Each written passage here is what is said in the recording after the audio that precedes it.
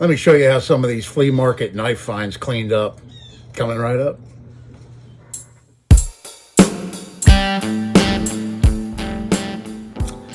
Hey everybody, and thanks for coming back for another video. This is Dave, and I'm glad you are with me today. A little chilly out here in the shop, but I got the heater going, and yeah, it's getting pretty nice in here. Before I start showing you these knives that I cleaned up, I got quite a few of them done, these kitchen knives. If you remember in the previous video where I got this big box of knives for $40, they were all kitchen knives. And I want to say right off the bat, I didn't mean to offend anybody by calling knives like this and this. These aren't junk. I mean, I have to explain to you what I did. These are all really good knives that were in that box. But when I go to flea markets and thrift stores and look for knives in places, pawn shops, I'm trying to find old rusty stuff that I can fix up. You know, old carbon steel knives are one of my favorites. I love them. I'm old school and I love the old style stuff. And so that was the only reason I paid $40 for that box of 129 knives, was just to get those. I think there was, what, 6 high carbon knives in there, and I would have paid $40 just for those 6 high carbon knives. And in retrospect, maybe I should have, and let the gentleman have all the other knives to, you know, keep selling and make money off of. But he had a lot of stuff, and I'm sure he was happy to get rid of at least one box of 3 or 4 that he had. I have plenty of knives, you know, in my kitchen and my outdoor kitchen, so I don't need any. I didn't need all those knives. I just wanted to find knives like this one right here. I think this was in that box. I reprofiled it a little bit, sharpened it up, took some of that belly it had in it from over sharpening, and cleaned it up, and linseed oiled the handles on all these and put some wax on them. And this is one of my favorites right here out of the box. I'll show you a bunch of the others too and how they cleaned up and everything. But before I do that, okay, so I hope you don't mind, but before I show you these knives, I want to give you a little bit of back history here on my past.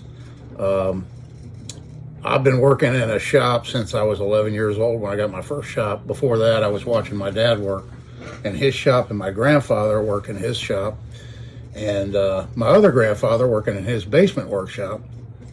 And so I've been around tools and working with them for a long time.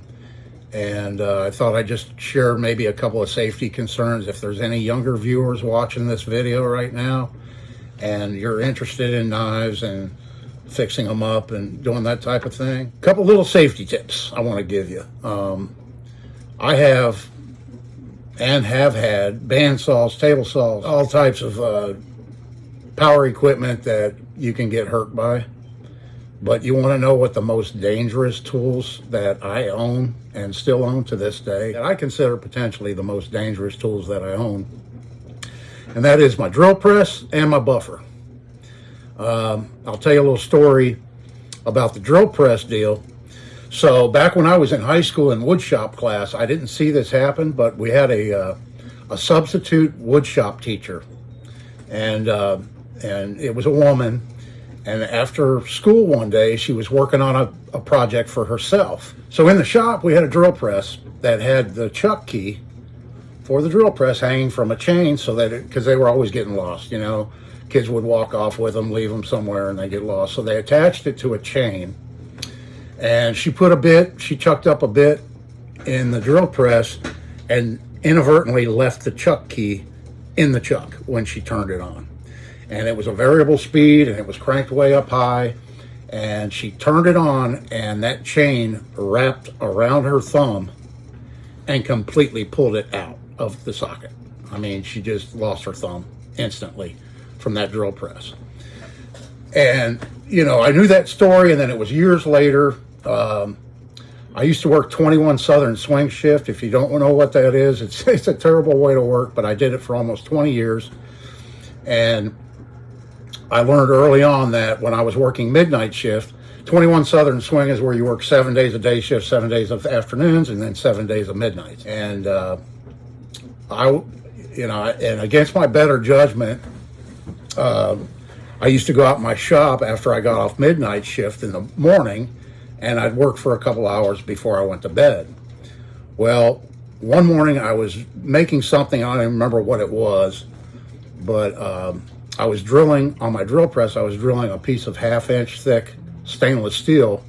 I was boring a 1/2 inch hole in it, and I was tired, and I shouldn't have even been doing it, but I was bearing down on it, and instead of backing off and letting the chips fly, I got a big long spiral of stainless steel, and it wrapped around this thumb and cut it down to the bone. And that was the worst injury I've ever occurred of all my years working around tools and in the shop and everything. That was the worst. And buffers, let me tell you why buffers are so dangerous. When you're buffing sharp things like this on a buffing wheel, you have to be very cognizant of where that sharp edge is on that buffing wheel, because they can catch in a heartbeat. If you try to buff, your wheel's rotating this way and you're trying to buff, that's a bad move right there, because that blade's going to catch. It's going to throw it down right through your foot, into your leg, cut a finger off, anything like that. It's very dangerous. So anyway, I don't want to go into a big safety police speech or anything like that, but if there's any young viewers watching and you're interested in getting into anything like this, just be very, very careful when you're working around, your power tools, especially. Don't just think because it's a sharp saw blade that it's the only thing that can hurt you, especially when you're working with knives. So that being said, let me show you first some of my favorite kitchen knives that are in my collection. This is an old Ed Wusthof that I put Purple Heart handles on. I love this blade, this keen cutter. You may have seen before. There's some light over here. This keen cutter I've showed in past video I got. Now out of this latest batch, let's just start with this guy here. This really cool slicing knife, and it's an Olsen. You see it here. Showing up a little bit better now that I cleaned it up a little bit. But all these knives, I wanted to leave the natural patina. I just wanted to knock the heavy rust off and get them preserved and waxed up, and so that they're going to last a long time. Take care of them and everything. This little guy, I think this is the newest one just because of the handle style. I don't think this one's too terribly old. What next? This guy here cleaned up really nice. Carving knife. Probably a 8-inch. Yeah, an 8-inch blade on that one. And then this looks like an old hickory, but I can't make out the maker's mark on it. I can barely read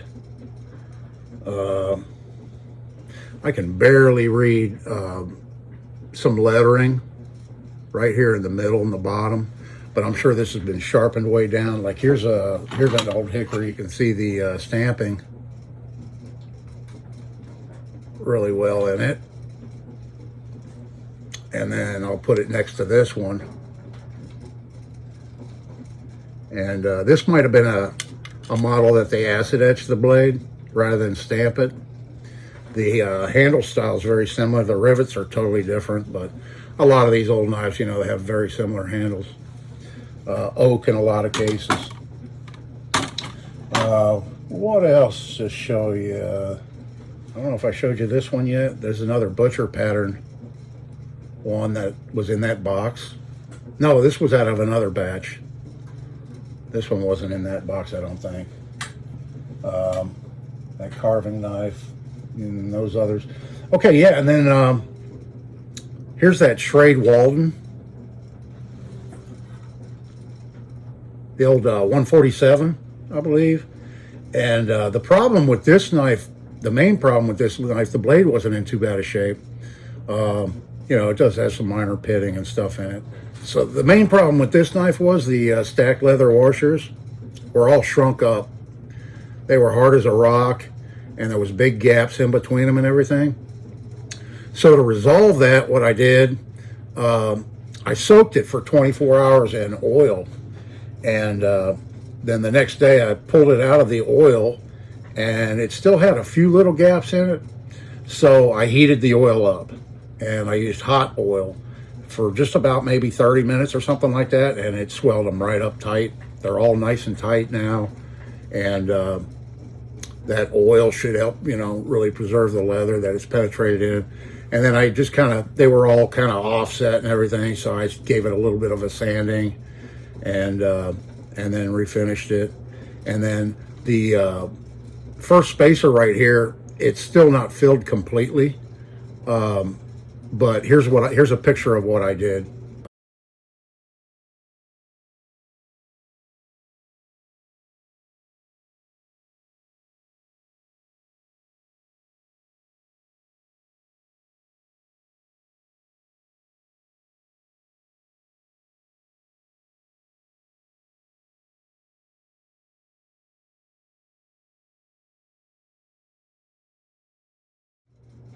Yeah, so that's Recca oil that I mixed with two-part epoxy, and then I just laid it in here to fill it, and then sanded it smooth. And I needed to go back and do it again because it didn't completely fill it, but it filled about half of it.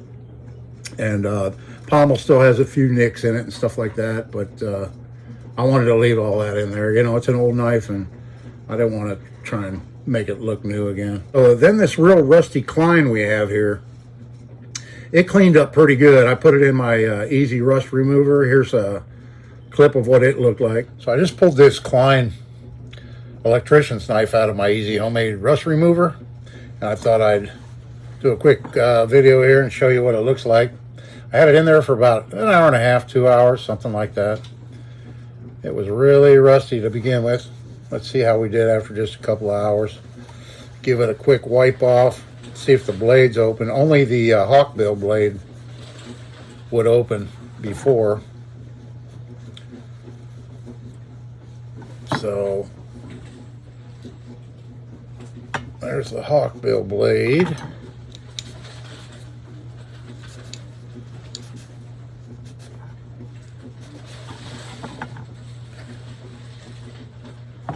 Got a little bit of rust down in there still. No, it could have used a longer soaking, but I did a pretty good job. I'm not seeing any really deep pitting in it. Okay. That's got a nice half stop on it, on the screwdriver stripper blade.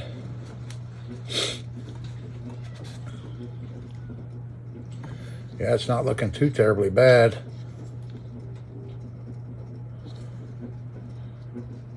Yeah, I couldn't even tell the condition of this blade when I bought it because I couldn't get it open. It was so rusted. We got a little bit of separation going on right here. I'm going to have to tighten that up. So this blade has never been sharpened.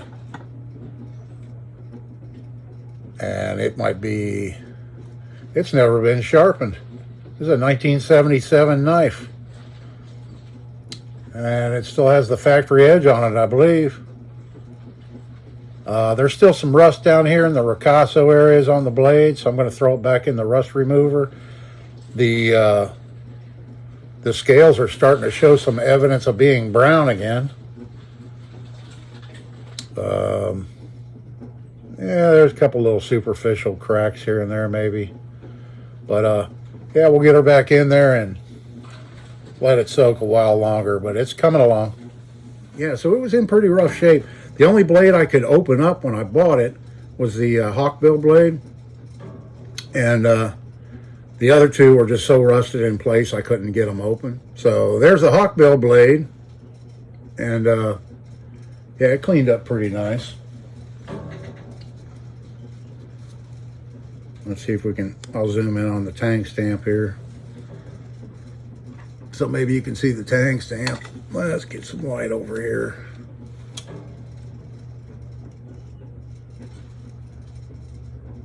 So yeah, there's the tang stamp. Yeah, this is a 1977 knife. The plastic scales were really white colored, and they were like that when I bought it. And then the easy rust remover, I put it in, really didn't hurt it any. And then I managed to, I put a little of my brown PVC dye on it, and it brought some color back into it. And then I gave it a polish. Yeah, these Kleins have really good half stops and really strong springs in them. The sheep's foot blade, I don't think it was ever used on this knife. It was just really rusty, you know. And so it cleaned. I got this back to a nice usable knife again, you know, and really good snap on that blade. And then we have this one, the wire stripper, standard screwdriver blade, and yeah, it cleaned up pretty nice. I mean, it still has some staining in the blade and stuff like that, like I said, but listen to the snap on this. Pretty nice. And yeah, there's some pitting in the springs, a little bit. Minor pitting in the springs. But the bail cleaned up really nice.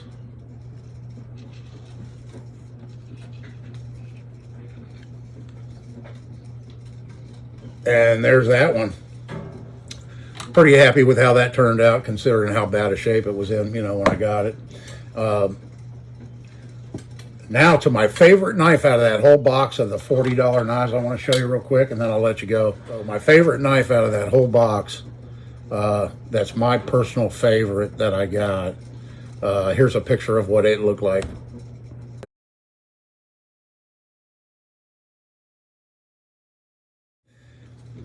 And it was my favorite, even looking like that, because I saw the potential in it. And didn't spend a whole lot of time, but this is what I got out of that blade. See how this is what I got out of that knife. I just love it. I love all the character in the old handle. So I didn't do anything but clean it and wax it. I didn't want to shine the rivets up or do anything like that. I want to keep it old. I'm going to make a sheath for this. I'm going to try to make like an old style rustic looking sheath with copper rivets, I think.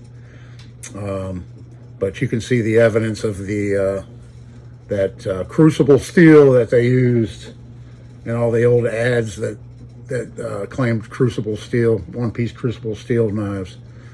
But yeah, I just reshaped it. I put a little false edge on this one side to make the tip a little bit better, to make the tip a little bit pointier. And I just love this knife. I think it came out pretty nice. It's my favorite out of that old box. Anyway, that's a wrap on this video, folks. I appreciate you watching. I appreciate all my subscribers. Thanks so much. Yeah, so leave me a comment. I appreciate it. I love hearing from y'all this day. See you in the next one.